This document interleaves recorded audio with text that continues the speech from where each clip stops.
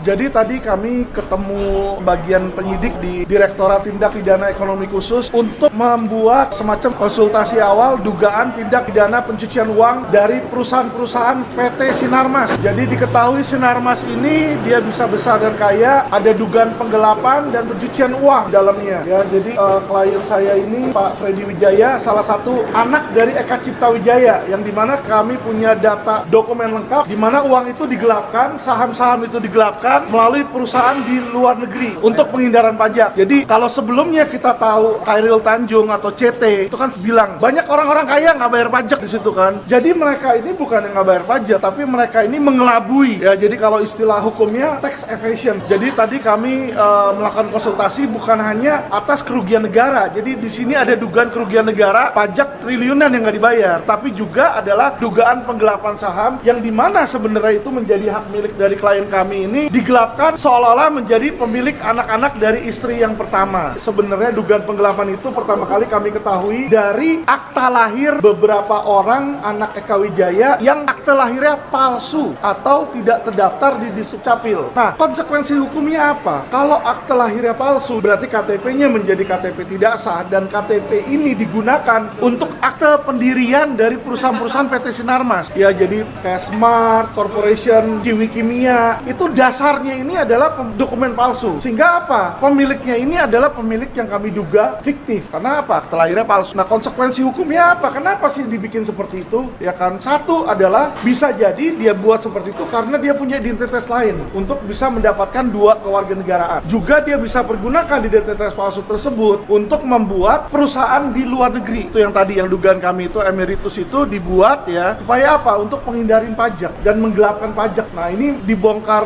mulai terbongkarnya karena dari situ awalnya kami melihat mengetahui bahwa ternyata akta lahirnya itu palsu. Untuk apa orang kaya konglomerat bisa bikin yang asli, ini kok bikin yang palsu? Jadi ini kita jadi pertanyaan gitu loh. Jadi bisa dibilang salah satu orang terkaya di Indonesia, tetapi masa identitasnya dibikin berdasarkan akta lahir palsu.